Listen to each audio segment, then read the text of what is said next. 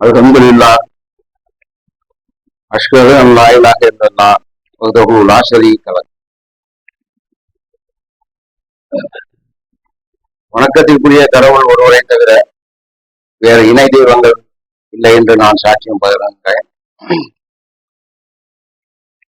அவர் தனித்தவர், ஈடு இணைகளற்றவர். இன்ஷா அல்லாஹ்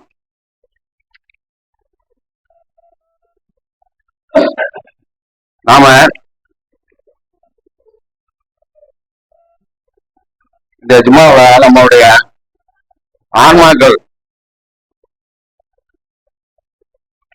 ஆன்மாக்களை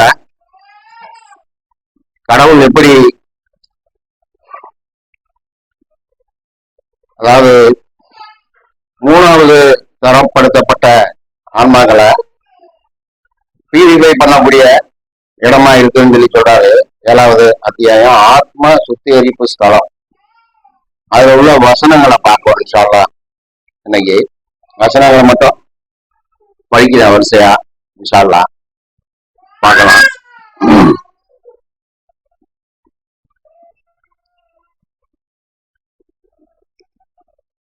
இந்த அத்தியாயத்துல மனிதன் தன்னையும் இழந்து தன்னுடைய ஆன்மாவையும் இழந்து பரிதவித்து கைசேதப்பட்டு கொண்டு நிற்கக்கூடிய ஒரு இடமா இருக்குது. கருணையை கொண்டு அல்லாஹ் அந்த மாதிரி ஆன்மாக்களுக்கு, மனிதர்களுக்கு இந்த இடத்த அங்கீகாரம் பண்றார். ஆத்மா சுத்திகரிப்பு ஸ்தலத்துல அவங்கள கொண்டு வந்து வச்சிருக்காரு. அந்த ஆத்ம சுத்திகரிப்பு ஸ்தலங்கிறது சூனத்துக்கான 3வது படித்தரமா இருக்குதுங்கிறத சொல்றாரு தூதர். முதல் தர சூனமா மேலான சூனம் இருக்குதுன்னு சொல்லி சொல்றாரு. 2வதா தாழ்ந்த சூனம் இருக்குதுன்னு சொல்லி சொல்றாரு. 3வதா இந்த ஆத்ம சுத்திகரிப்பு ஸ்தலம் இருக்குன்னு சொல்றாரு. 4வதா நரகம் அப்படிங்கிறத சொல்லி காண்கிறது இந்த குரான். நம்ம இந்த ஆத்ம சுத்திகரிப்பு ஸ்தலத்துல என்னென்ன இருக்குது, இந்த அத்தியாயத்துல வசனங்கள், கடவுள் என்ன சொல்றாரு அப்படிங்கிறத இன்ஷா அல்லாஹ் பார்ப்போம் தொடர்ந்து.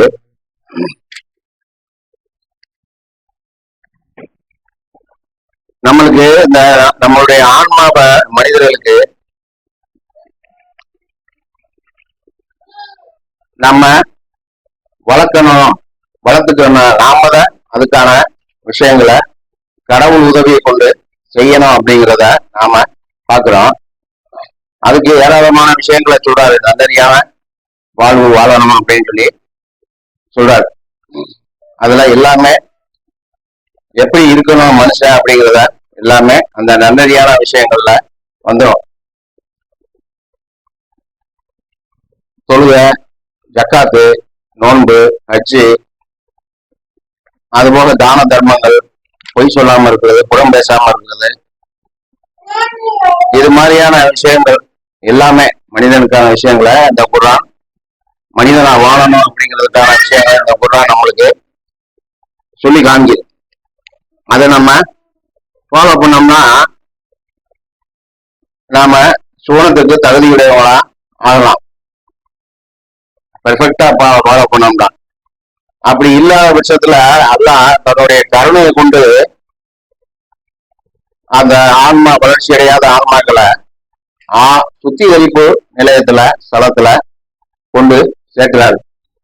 சேர்த்து அந்த ஆன்மாக்களை பியூரிஃபை பண்ணதுக்கு பிறகு 2வது தாழ்ந்த சோனத்துல சேர்த்துக்கிறேன் அப்படின்னு சொல்லி சொல்றாரு. எவ்வளவு பெரிய கருணையாளரா, மிக்க கருணையாளரா இருக்கிறதுனால அல்லாஹ் மனிதர்களுக்கு இந்த ஒரு வாய்ப்பை கொடுக்கிறார். நாம எல்லாமே தெரிஞ்சும் நம்ம ஆன்ம சுத்திகரிப்பு ஸ்தலத்துக்கு போனா போதும் அப்படிங்கிற நிலையில நாம இருக்கக்கூடாது. நம்மளுடைய ஆன்மாவை, ஒவ்வொரு ஆன்மாவை மெசஞ்சர் சொல்றாரு, ஒரு பெரிய சிட்டி அளவுக்கு இருக்கும் அப்படின்னு சொல்லி சொல்றாரு. இப்ப சென்னை இருக்குது அப்படின்னா அந்த அளவுக்கு வளர்ந்த ஆன்மா இருக்கும் அப்படிங்கிறத அந்த அளவை சொல்லி காண்கிறார். அப்ப நாம நம்மள சுய பரிசோதனை செஞ்சுக்கிறோம். நம்ம என்ன செஞ்சுக்கிட்டு இருக்கிறோம், நம்மளுடைய ஆன்மா என்ன லெவல்ல இருக்குது அப்படிங்கிறத நாம நம்மளாவே ஒரு எடை போட்டு பார்த்துக்கலாம் அப்படிங்கிறது நமக்கு தெரியும். ஏன்னா நம்மளுக்கு சொல்றாரு, உனக்கு மூளைகளை கொடுத்துருக்குறேன், அந்த மூளைகள் மூலமா நீ அறிவோட சிந்திக்கலாம் அப்படின்னு சொல்லி சொல்றாரு இல்லையா. சோ நம்மளுடைய ஆன்மாக்களின் வளர்ச்சியை நம்ம தெரிஞ்சுக்கலாம், அதை நம்ம டெவலப் பண்ணணும் தெரிஞ்சுக்கிட்டு. அதுதான் முக்கியமான ஒரு செயலா இருக்குது. இன்ஷா அல்லாஹ் பாப்போம் வரிசையா. கடவுளின் பெயரால் மிக்க அருளாளர், மிக்க கருணையாளர். அ ல ம ச இது துவக்க எழுத்துக்களா இருக்குதுங்கிறத சொல்றாரு. இந்த கணித அற்புதத்தில் இந்த துவக்க எழுத்துக்கள் இருக்குது அப்படிங்கிறத சொல்றாரு. இந்த வேதம் உமக்கு வெளிப்படுத்தப்பட்டுள்ளது, நீ உம்முடைய இதயத்தில் அதனை குறித்து சந்தேகத்திற்கு இடமளிக்க வேண்டாம். அதனை கொண்டு நீர் எச்சரிப்பதற்காகவும் நம்பிக்கையாளர்களுக்கு ஒரு நினைவூட்டலை வழங்குவதற்காகவும் உங்களுடைய இரட்சகரிடமிருந்து உங்களுக்கு வெளிப்படுத்தப்பட்டவற்றையே நீங்கள் அனைவரும் பின்பற்ற வேண்டும். அவர்களுடன் எந்த போலி தெய்வங்களையும் பின்பற்றாதீர்கள், அரிதாகவே நீங்கள் கவனத்தில் எடுத்துக் கொள்கின்றீர்கள் அப்படிங்கிறத சொல்றாரு. உங்களுக்கு வெளிப்படுத்தப்பட்ட இந்த குரானை நீங்க அனைவரும் ஃபாலோ பண்ணணும் அப்படின்னு சொல்லி சொல்றாரு. அவரோட எந்த விதமான போலி தெய்வங்களையும் பின்பற்றக்கூடாது அப்படிங்கிறத சொல்றாரு. ஆனா மனிதர்கள் அரிதாகவே கவனத்தில் எடுத்துக்கொள்ளக்கூடியவங்களா இருக்கிறாங்க அப்படிங்கிறத சொல்லி காண்கிறார். எத்தனையோ ஒரு சமூகத்தை நாம் அழித்தொழித்துள்ளோம். அவர்கள் உறங்கிக் கொண்டோ அல்லது நன்கு விழித்துக் கொண்டோ இருந்த போது நம்முடைய தண்டனைக்கு அவர்கள் உள்ளானார்கள்.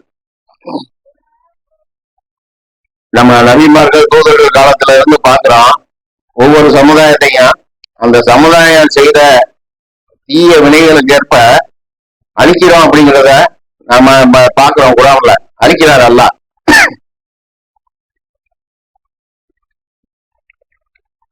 நம்முடைய தண்டனையானது அவர்களை வந்து அடைந்த போது அவருடைய கூற்றாக இருந்தது, உண்மையில் நாங்கள் வரம்பு மீறுகின்றவர்களாகவே இருந்தோம். அந்த அல்லாவுடைய தண்டனை நெருக்கமா வரும்போதுதான் அந்த மனிதர்கள் சொல்றாங்க, நாங்க உண்மையிலேயே வரம்பு மீறக்கூடியவங்களாகவே இருந்தோம் அப்படின்னு சொல்லி. தூது செய்தி பெற்றவர்களை நிச்சயமாக நாம் விசாரிப்போம், அத்துடன் தூதர்களையும் நாம் விசாரிப்போம் அப்படின்னு சொல்லி சொல்றார். அதிகாரபூர்வமாக அவர்களுக்கு நாம் அறிவிப்போம், ஏனெனில் நாம் ஒருபோதும் கவனமற்றவர்களாக இருந்ததில்லை. எல்லாத்தையுமே கண்காணிக்கக்கூடியவராக இருக்கிறார். ஒவ்வொரு பொருளையும் சூழ்ந்து இருக்கிறோம் சொல்லிட்டு சொல்றாரு. எல்லாத்தையுமே இந்த பிரபஞ்சத்துல உள்ள எல்லாத்தையுமே கண்காணிப்பிலே வச்சிருக்கிறோம் அப்படின்னு சொல்லி சொல்றாரு. அதனால்தான் பகல் இரவு பகலம் வந்தது, இப்படி அது தொடர்ச்சியா நடந்துகிட்டே இருக்கிறதுனால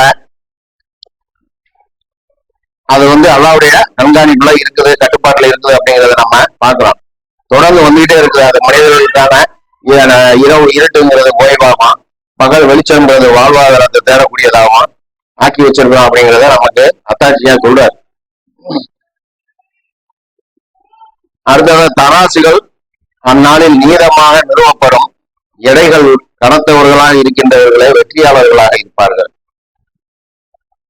இந்த வசனம் சொல்லுது, ஆன்மாக்கள் வளர்ச்சி அடைந்த ஆன்மாக்களா இருந்தா அவங்க வெற்றியாளர்களா இருப்பாங்க அப்படிங்கிறத சொல்லுது. அநீதமாக நம்முடைய வெளிப்பாடுகளை அலட்சியம் செய்ததன் ஒரு பின் விளைவாக எவர்களுடைய எடைகள் லேசானவையாக இருக்கின்றனவோ அவர்களை பொறுத்தவரை அவர்கள் தான் தங்களுடைய ஆன்மாக்களை தவற விட்டவர்களாக இருப்பார்கள். ஆன்மாக்கள் தவற விட்டவங்களை பத்தி சொல்றாரு. அலட்சியமா இருக்கிறவங்க நம்முடைய வெளிப்பாடுகளா அல்லாவுடைய வெளிப்பாடுகளை எல்லாமே தெரிஞ்சு கேட்டு கவனிச்சு அதை அலட்சியமா எடுத்துக்கிறது. அந்த மாதிரி இருக்கிறவங்களை சொல்றாரு, அவங்களுடைய எடைகள் லேசானவையாக இருக்கும். அந்த நாள்ல அவங்களுடைய ஆன்மாக்கள் தவற விட்ட ஆன்மாக்களா இருக்கும் அப்படின்னு சொல்லி சொல்றாரு. அடுத்து பூமியின் மீது உங்களை நாம் நிலைப்படுத்தினோம், மேலும் அதில் உங்களுக்கு ஆதரவளிக்கின்ற உபாயங்களையும் நாம் வழங்கியுள்ளோம். அரிதாகவே நீங்கள் நன்றியுள்ளவர்களாக இருக்கின்றீர்கள். இந்த பூமியில பூமிய மனிதனுக்காகத்தான் படைச்சோம் அப்படின்னு சொல்லி சொல்றாரு. மனிதர்களுக்காகவே இந்த பூமியை படைச்சோம். மனிதன் கடவுளை வணங்கணும், வழிபடணும் அப்படிங்கிறதுக்காகவே நம்ம மனிதர்களை படைச்சோம், ஜின்களை படைச்சோம் அப்படின்னு சொல்லி சொல்றாரு. நிலைப்படுத்தினோம் சொல்றாரு. உங்களை நாம் நிலைப்படுத்தினோம் சொல்றாரு இந்த பூமியில. ஏன்னா இந்த பூமியில நாமெல்லாம் நின்று இருக்க முடியாது. எப்படி பறவைகளை தாங்கி பிடிச்சு பறக்க வைக்கிறோம் சொல்லி சொல்றாரோ, அதே போல நாம இந்த பூமியில நின்றுகிட்டு இருக்க முடியாது. அல்லாத இந்த பூமியை ஆடாம அசையாம மலைகளை ஆப்பா அடிச்சு வச்சிருக்கோம்னு சொல்லி சொல்றாரு. அதன் மூலமா நம்முடைய நிலங்கள் மாறி வர்ற மாதிரி வச்சிருக்காரு, கட்டுப்படுத்தி வச்சிருக்காரு. நம்ம பார்க்கிறோம். சூரியனையும் சந்திரனையும் தொடர்ந்து வர வைக்கிறது மூலமா இந்த அந்த சுற்று கரெக்டா அந்த சைக்கிளிங் நடக்கிறது மூலமா இந்த பூமியை நம்ம நிலைநிறுத்தி வச்சிருக்கிறோம் அப்படின்னு சொல்லி சொல்றாரு. அதுல நீங்க உங்களை நிலைநிறுத்தி வச்சிருக்கோம்னாக்கா நம்ம நிக்க முடியாது. ஏன்னா பூமி சுத்திக்கிட்டே இருக்கு, நாம அதுல இருக்கிறோம். ஸ்டாண்டர்டா நம்ம இங்க நின்றுட்டு ஒரே இடத்துல இருக்கிறோம். ஆனா பூமி சுத்திக்கிட்டே இருக்கு.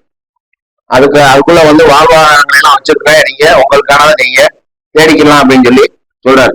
நாம் உங்களை படைத்தோம், பின்னர் நாம் உங்களுக்கு உள் கொடுத்தோம், பின்னர் நாம் வானவர்களை நோக்கி கூறினோம், ஆதமின் முன் சிரம் பணிந்து விழுங்கள். அவர்கள் சிரம் பணிந்து வீழ்ந்தனர், இப்லீஸை தவிர, சாத்தானை தவிர. சிரம் பணிந்தவர்களுடன் அவன் இருந்திடவில்லை. அடுத்ததா மெசேஜர் சொல்றாரு, சோதனை துவங்குகிறது. மனிதர்களுக்கான சோதனை ஆரம்பம் ஆகுது அப்படிங்கிறத சொல்றாரு. சாத்தான் கலகம் பண்ணி இது ஆரம்பிக்குது அப்படிங்கிறத நம்ம பார்க்கிறோம். அவர் கூறினார், நான் உனக்கு கட்டளையிடப்பட்ட போது சிரம் பணிவதிலிருந்து உன்னை தடுத்தது எது? அவன் கூறினான், நான் அவனை விட மேலானவனாக இருக்கின்றேன்.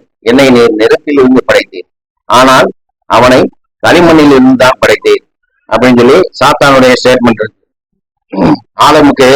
ஆதம படைச்சு ஆதமுக்கு சிரமணியை சொல்லி சொல்றாரு, கடவுள் கட்டளை இடுறாரு. அவன் சாத்தானவன் மீறி என்னைய நெருப்புனால படைச்சீங்க, அவனை களிமண்ல படைச்சீங்க, அதனால நான் அவனுக்கு சிரம் பண்ணிய மாட்டேன் அப்படின்னு சொல்லி ஆணவத்தோட சொல்றாங்க. அதோட ஃபர்ஸ்ட் நடவடிக்கை ஆதம படைச்சு அவன் அது இங்க சூனத்துல இருந்து ஆதமும் ஏவானும் சூனத்துல இருந்து அவங்க அந்த மரத்தை நெருங்கி அதுல இருந்து அவங்க வெளியேற்றப்படுறாங்க. இன்ஷால்லா அடுத்தாப்புல பார்ப்போம் அவசியா. அவர் கூறினார், அப்படி என்றால் நீ கீழே சென்றிட வேண்டும், ஏனெனில் இங்கே நீ ஆணவம் கொண்டவனாக இருப்பதற்கு இல்லை, வெளியேறிவிடு, நீ தரம் தாழ்ந்தவனாக இருக்கின்றாய். ஒரு எஜமான் கட்டளை இருக்கும்போது நான் அதை செய்ய மாட்டேன் அப்படின்னு சொல்லி சொல்லிட்டு இருந்தாக்கா எப்படி அவனை வச்சிருப்பாங்க வேலைக்கு? அது மாதிரி கடவுள் மிக்க சக்தி வாய்ந்த கடவுள் சொல்லக்கூடிய கட்டளைய செய்ய மாட்டேன்னு சொல்லும் போது அவரு சாத்தான வெளியேற்றுறாரு, நீ வெளியே போ அப்படின்னு. அவன் கூறினான், உயிர் திருப்பப்படுகின்ற அந்த நாள் வரை எனக்கு ஒரு அவகாசம் அளிப்பீராக. ஒரு தவணையை வாங்கிட்டு வர்றேன் அவன், நான் மனிதர்களை என்னோட வழிக்கு நான் கொண்டு வர்றேன் அப்படின்னு சொல்லி சவால் விட்டு ஒரு கால அவகாசம் வாங்கிட்டு கீழே வர்றான். அவர் கூறினார், ஒரு அவகாசம் உனக்கு வழங்கப்பட்டுள்ளது. அவன் கூறினான், நான் வழி தவறுதலில் செல்ல வேண்டுமென நீர் நாடி விட்டதால் உன்னுடைய நேரான பாதையின் மீது அவர்களுக்காக நான் மறைந்து அமர்ந்திருப்பேன். இது அல்லாஹ் மேல பழி போடுறது, ஒரு பொய்யான குற்றம் சுமத்துறது அப்படிங்கிறத நம்ம பார்க்கலாம். 16வது வசனம், அதுக்கு அடிக்குறிப்ப சாத்தான் நிரூபிக்கப்பட்ட ஒரு பொய்யன் ஆவான், அத்துடன் அவனது அங்கத்தினர்களும் அவ்வாறே இருக்கின்றனர் சொல்றாரு பிரசாத். அவர்களுக்கு முன்னிருந்தும் அவர்களுக்கு பின்னிருந்தும் அவருடைய வளம் இருந்தும் அவருடைய இடம் இருந்தும் அவர்களிடம் நான் வருவேன், மேலும் அவர்களில் அதிகமானவன் நன்றியற்றவர்களாக இருப்பதை நீர் காண்பேன். சாத்தான் சொல்றான், அவர்களுக்கு முன்னாடியே இருப்பேன், பின்னாடியே இருப்பேன், வலப்புறமும் போவேன், இடப்புறமும் போவேன், அவங்கள நான் தொந்தரவு பண்ணிக்கிட்டே இருப்பேன் அப்படின்னு சொல்லி சொல்றான்.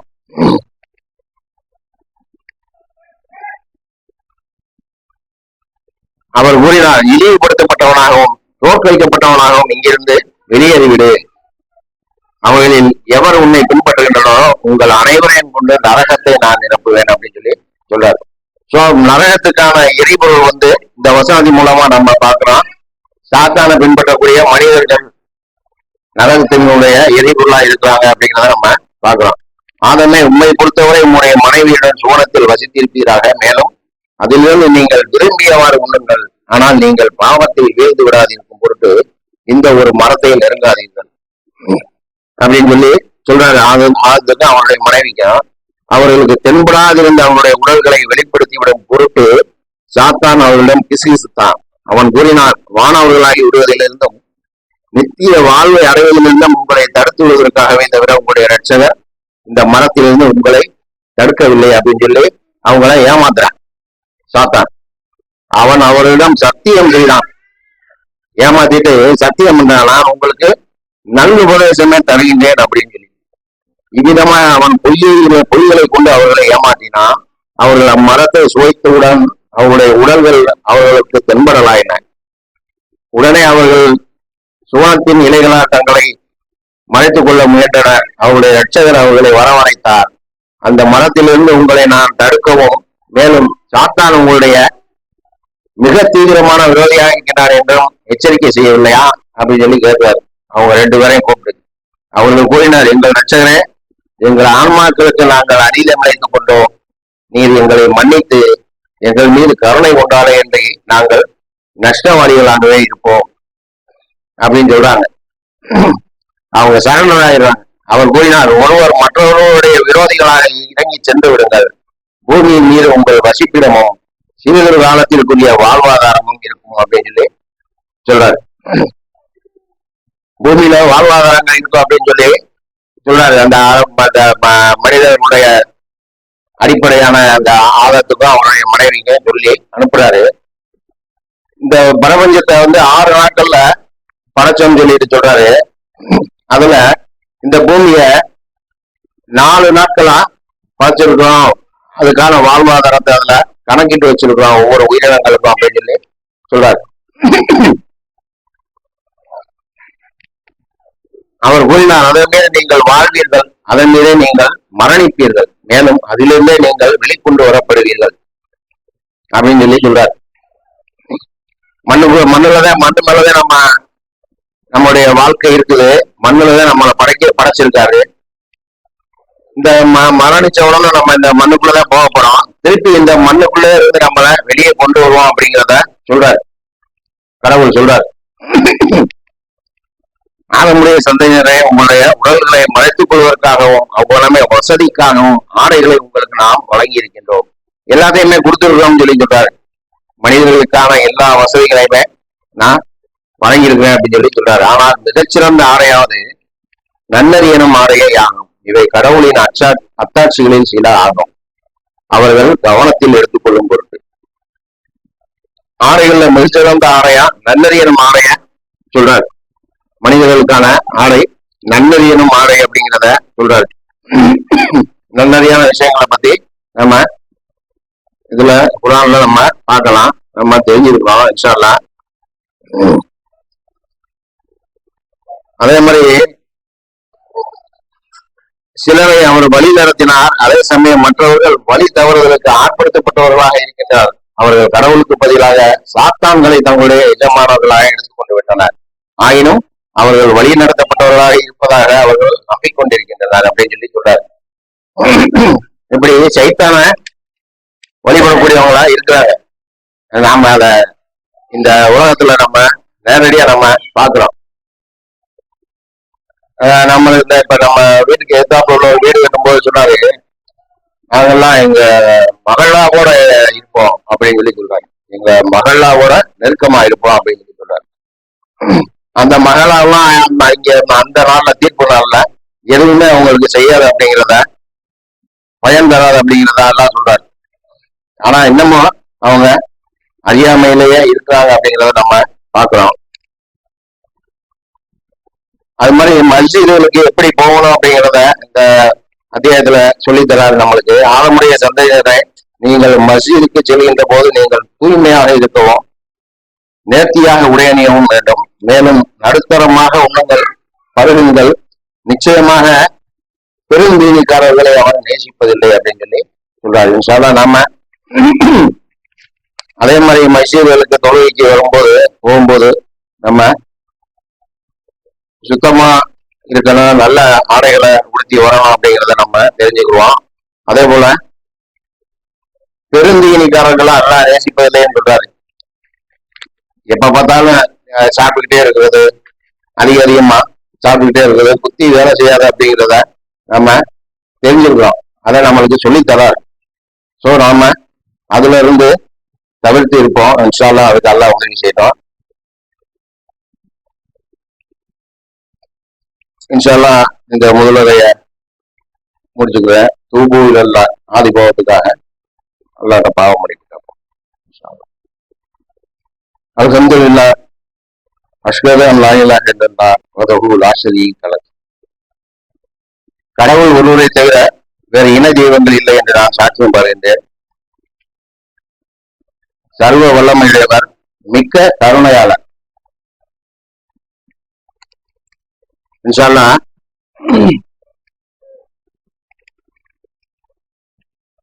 அடுத்ததாக 35வது வசனம் பார்ப்போம். இன்ஷா அல்லாஹ். ஆதமுடைய சந்தேகரே, உங்களிலிருந்தே தூதர்கள் உங்களிடம் வந்து மேலும் என்னுடைய வெளிப்பாடுகளை உங்களிடம் எடுத்து கூறும்போது கவனத்தில் எடுத்துக்கொள்வதுடன் நன்னறியானதொரு வாழ்வு நடத்துகின்றவர்கள் அச்சம் கொள்ள எதுவும் இருக்காது, அன்றி அவர்கள் கவலைப்படவும் மாட்டார்கள். நன்னறியான வாழ்வு நடத்துறவங்க அச்சப்பட மாட்டாங்க, துக்கப்பட மாட்டாங்க அப்படிங்கிறத சொல்றாரு. இதுல உங்களிலிருந்தே தூதர்கள் மூலம் வந்து மேலும் என்னுடைய வெளிப்பாடுகளை உங்கள்கிட்ட எடுத்து சொல்லுவாங்க அப்படிங்கிறத சொல்றாரு. கவனத்தில் எடுத்துக்கொள்ளணும் அப்படிங்கிறத நாம தெரிஞ்சுக்கணும். இன்ஷா அல்லாஹ். அடுத்ததான் அறிவு வழிகாட்டல் கொண்டு அவர்களுக்கு முற்றிலும் விவரிக்கப்பட்டுள்ள ஒரு வேதத்தையும் நம்பிக்கை கொண்ட மக்களுக்கு கருணையையும் நாம் தந்திருக்கின்றோம் அப்படின்னு சொல்லி சொல்றாரு. அறிவையும் வழிகாட்டலையும் கொண்டு இந்த வேதத்தை, முற்றிலும் விவரிக்கப்பட்ட வேதத்தை நம்பிக்கை கொண்ட மக்களுக்கு கருணையாகவும் நம்ம கொடுத்துருக்கோம் அப்படின்னு சொல்லி சொல்றாரு. இந்த குர்ஆன் வந்து கருணையாகவும் இருக்குது, நிவாரணமாகவும் இருக்குது அப்படிங்கிறத சொல்றாரு. இந்த குர்ஆனை கொண்டு நம்ம அறிவு பெறலாம், வழிகாட்டல் பெறலாம் அப்படிங்கிறத நம்ம பார்க்கிறோம். பெரும்பான்மையான கடுமையான விதிக்கு உள்ளாகின்றனர் அப்படிங்கிறத பார்க்கிறோம். சொல்றாரு ரஷாது. அவருடைய தோற்றங்களை கொண்டு அவர்கள் அடையாளம் கண்டு கொள்ளும் மக்களை ஆன்ம சுத்திகரிப்பு செலவாசிகள் அழைத்து, உங்களுடைய மாபெரும் எண்ணிக்கைகளோ அன்றைய உங்களுடைய ஆணவமோ எவ்வகையிலும் உங்களுக்கு பயனளிக்கவில்லை என்றும் கூறுவார்கள். கடவுள் அவர்களை எல்லாம் கருணையை கொண்டு ஒருபோதும் தொடமாட்டார் என்று நீங்கள் சத்தியமிட்ட மக்கள் அவர்கள் தானே அப்படின்னு சொல்லி கேட்கிறாங்க அவங்க, அந்த பெரும்பான்மையினர். அப்ப ஆத்மா சுத்திகரிப்பு ஸ்தலத்துல உள்ள இந்த மக்கள் சொல்றாங்க, கூறப்படுவார்கள், சூனத்தில் நுழையுங்கள், நீங்கள் அச்சம் கொள்ள ஒன்றும் இல்லை, அன்றை நீங்கள் கவலைப்படவும் மாட்டீர்கள் அப்படின்னு சொல்லி நம்பிக்கையாளர்களுக்கு, அதாவது சரணடைந்தவர்களுக்கான ஒரு வாக்கியமா அது இருக்குது. இன்ஷா அல்லாஹ் வசனமா இருக்குது.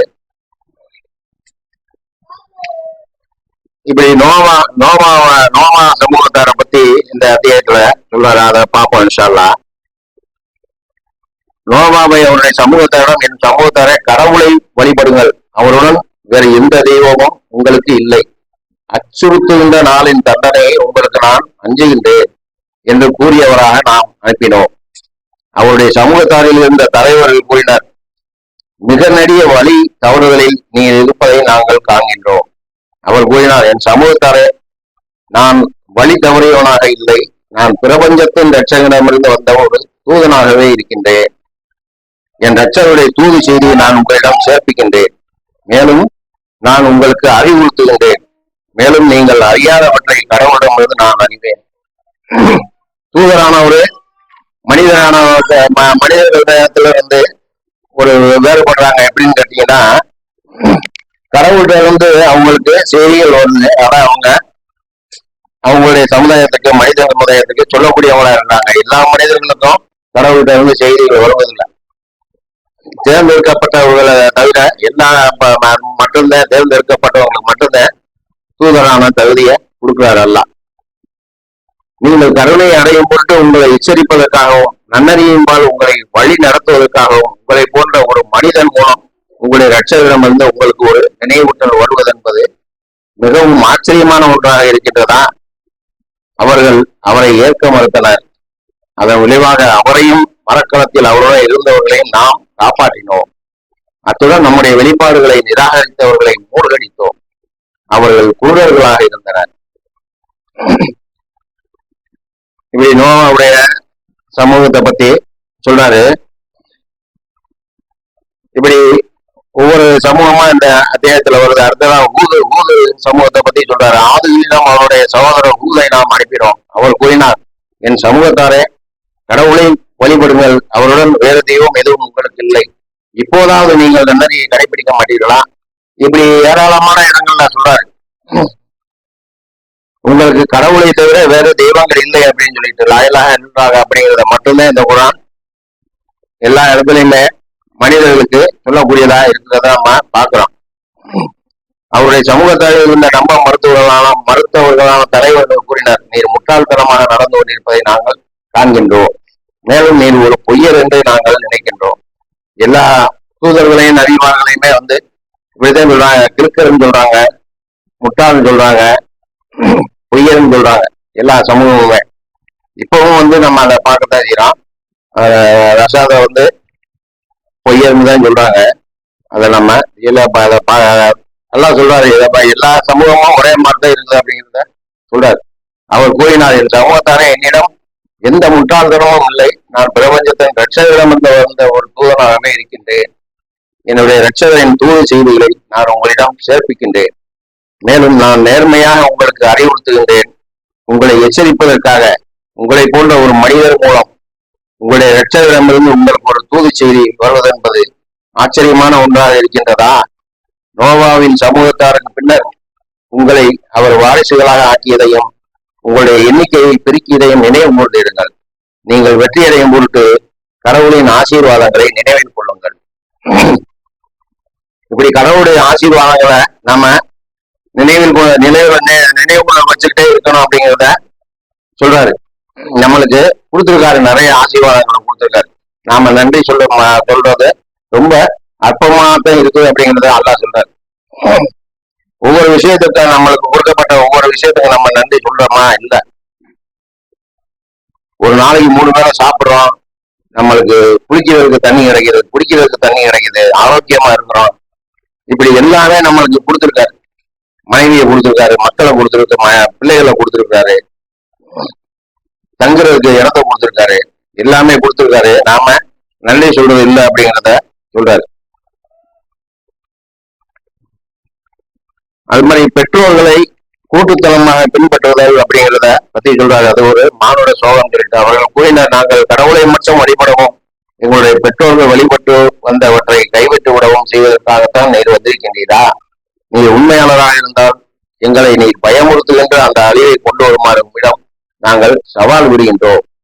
அவர் கூறினார், நீங்கள் உங்களுடைய இரட்சகரிடமிருந்து கண்டனத்திற்கும் கடும் கோபத்திற்கும் உள்ளாகிவிட்டீர்கள். கடவுளால் ஒருபோதும் அங்கீகரிக்கப்படாத நீங்கள் புரிந்து கொண்ட நீங்களும் உங்களுடைய பெற்றோர்களும் புதுமைகளை காப்பாற்றுவதற்காக என்னிடம் நீங்கள் வாதிடுகின்றீர்களா?